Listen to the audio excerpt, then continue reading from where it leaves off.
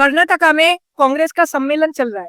उसमें राहुल गांधी जी और प्रियंका गांधी जी की तारीफ में खड़गे जी ने यह कह दिया कि राहुल गांधी जी युवा शक्ति है और प्रियंका गांधी जी नारी शक्ति है। यह खड़गे जी का कहना था। खड़गे जी ने बहुत सारी तारीफें की राहुल गांधी जी की और प्रियंका गांधी जी की। अब आगे मैं बता दूं कि खड़गे जी ने खुल के हमला किया बीजेपी पे। उन्होंने बीजेपी पे हमला किया कि बीजेपी और आरएसएस देश के खिलाफ है। बीजेपी और आरएसएस अंग्रेजों के साथ थे आजादी के टाइम पे। बहुत सारे आरोप खड़गे जी ने लगाए, लेकिन सबसे मेन बयान जो उन्होंने दिया कि प्रियंका गांधी जी नारी शक्ति है और जो राहुल गांधी जी है वो युवा शक्ति है।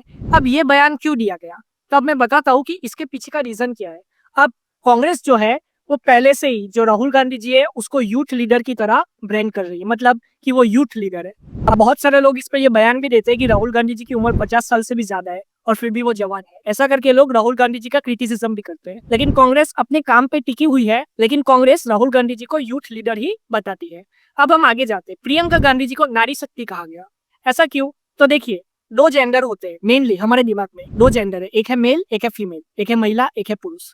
अब ये दो जेंडर है तो दोनों जेंडर को टारगेट करना है। अगर आपको धर्म की राजनीति नहीं करती और आप इंसान को इंसान की तरह देख रहे हो, और अगर आपको डेवलपमेंट की, अनएम्प्लॉयमेंट है, महंगाई है, ऐसे मुद्दों पे लड़ना है, तो आपको दो जेंडर को टारगेट करना है। एक तो है मेल एक है फीमेल। अब ये जो युवा शक्ति वाला बयान है ये डायरेक्टली मेल वोटर्स को टारगेट करता है। अब फीमेल वोटर्स को टारगेट करने के लिए खड़गे जी ने कह दिया कि प्रियंका गांधी जी नारी शक्ति है, मतलब प्रियंका गांधी जी नारी शक्ति को रिप्रेजेंट करती है। अब इससे डायरेक्टली खड़गे जी ने यह कहा कि प्रियंका गांधी जी जो है वो फीमेल लीडर है, मतलब कि वो खुद फीमेल लीडर है, इसलिए महिला वोटर्स उनसे जुड़े ज्यादा से ज्यादा। उन्होंने ये नहीं कहा कि प्रियंका गांधी जी को सिर्फ महिला ही वोट कर सकते हैं, ऐसा नहीं। लेकिन यहाँ पे जो स्ट्रेटेजी है इसमें मेल और फीमेल दोनों को टारगेट किया गया और डायरेक्टली कह दिया गया कि राहुल गांधी जी यूथ लीडर है और प्रियंका गांधी जी नारी शक्ति है। अब आगे हमको ये देखना होगा कि कांग्रेस ये जो ब्रांडिंग कर रही है राहुल गांधी जी की और प्रियंका गांधी जी की, और कांग्रेस चाहती भी है कि राहुल गांधी जी और प्रियंका गांधी जी साथ में चुनाव लड़े, साथ में कांग्रेस की कैंपेनिंग करे। इससे कांग्रेस का ही फायदा है, विपक्ष का ही फायदा है। कांग्रेस और मजबूत होगी, इंडिया अलायंस और मजबूत होगा। यही वजह है कि राहुल गांधी जी के साथ प्रियंका गांधी जी को पार्लियामेंट में लाया गया। अब आगे हम देखते हैं कि खड़गे जी ने जो बयान दिया इससे क्या इंडिया की पॉलिटिक्स में कोई डिफरेंस आएगा। तो मैं बता दूं कि ज्यादा चांसेस है कि ये जो प्लानिंग होती है ना, कोई भी नारी शक्ति, युवा शक्ति, ऐसी जो ब्रांडिंग करनी है या कोई भी भाषण देते हैं पॉलिटिशियंस, वो स्ट्रेटेजी लंबे टाइम के लिए करते हैं। मतलब कि उनकी स्ट्रेटेजी सिर्फ 1-2 साल के लिए नहीं होती, वो लॉन्ग टर्म के लिए सोचते हैं। यही वजह है कि उन्होंने राहुल गांधी जी को युवा शक्ति कहा और प्रियंका गांधी जी को नारी शक्ति कहा। अब इससे क्या होगा कि वोटर्स के बीच में संदेश जाएगा कि प्रियंका गांधी जी और राहुल गांधी जी जो है वो जब भी आते हैं तो राहुल गांधी जी युवा शक्ति को रिप्रेजेंट करते हैं और प्रियंका गांधी जी नारी शक्ति को रिप्रेजेंट करती है। आप ऐसे भी ले सकते हो कि राहुल गांधी जी के अंदर जो ताकत है वो युवाओं की है और प्रियंका गांधी जी नारी शक्ति है, मतलब कि जैसे इंदिरा गांधी जी थी। और सब जानते हैं कि प्रियंका गांधी जी के अंदर लोग इंदिरा गांधी जी को देखते हैं। यही वजह है कि नारी शक्ति कहा गया प्रियंका गांधी जी को, ताकि लोग डायरेक्टली कनेक्ट कर पाए इंदिरा गांधी जी को और प्रियंका गांधी जी को एक साथ। अब आगे हम देखते हैं कि कांग्रेस का ये जो प्लान है, क्या ये कांग्रेस को फायदा करेगा? तो बिल्कुल कर सकता है। लेकिन मैं बता दूं कि बीजेपी को अगर आपको टक्कर देनी है, उनका जो हिंदुत्व वाली स्ट्रेटेजी है उसका भी तोड़ ढूंढना होगा।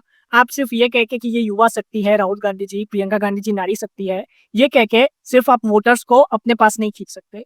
आपको जो बीजेपी की मेन ताकत है कि वो हिंदुत्व पे चुनाव लड़ती है, वो राष्ट्रवाद पे चुनाव लड़ती है, इसका आपको तोड़ ढूंढना पड़ेगा। कांग्रेस ने लोकसभा चुनाव में इसका तोड़ ढूंढ लिया था। कांग्रेस ने कॉन्स्टिट्यूशन का मुद्दा उठाया, लेकिन अभी हाल ही में देखो तो कांग्रेस भटक चुकी है।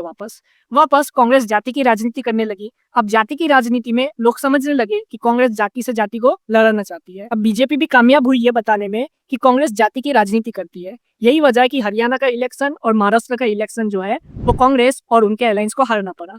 लेकिन अब वहीं पे देखिए, जो बीजेपी है उनका जो हिंदुत्व की स्ट्रेटेजी है, उनकी जो नेशनलिज्म की पॉलिटिक्स है, वो कितने टाइम से चल रही है और उसका तोड़ अभी तक विपक्ष नहीं ढूंढ पाया।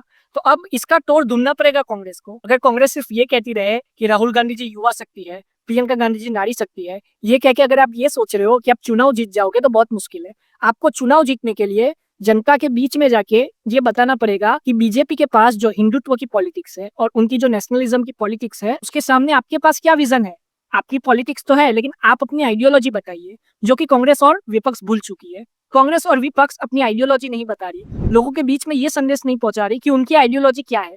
वो डायरेक्टली ये कह रही है कि पिछड़ा वर्ग है, दलित है, उन पर अत्याचार हो रहे।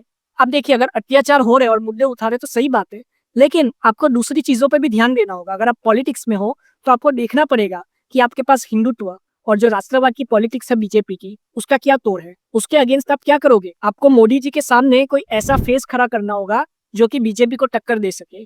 और कांग्रेस और बीजेपी की आइडियोलॉजी को अगर आप डायरेक्टली लड़ाना चाहते हो तो आप लड़ाइए, लेकिन लोगों के बीच में ये भी तो संदेश पहुंचाइए कि कांग्रेस की आइडियोलॉजी क्या है, कांग्रेस किसके लिए लड़ रही है। कांग्रेस सेक्युलरिज्म पे लड़ती है, कांग्रेस अनएम्प्लॉयमेंट, ये सारी चीजें अब कांग्रेस भूल चुकी है। मुझे लगता है कि कांग्रेस को वापस जो 2024 का लोकसभा चुनाव वो लड़े थे, जिसमें उन्होंने कॉन्स्टिट्यूशन का मुद्दा उठाया था, वो बिल्कुल कांग्रेस और विपक्ष सही ट्रैक पे जा रहा था। लेकिन कांग्रेस और विपक्ष ने अपना ट्रैक चेंज कर लिया और वहीं से प्रॉब्लम शुरू हुई। आप अपनी राय कमेंट में जरूर बताएं। जय हिंद।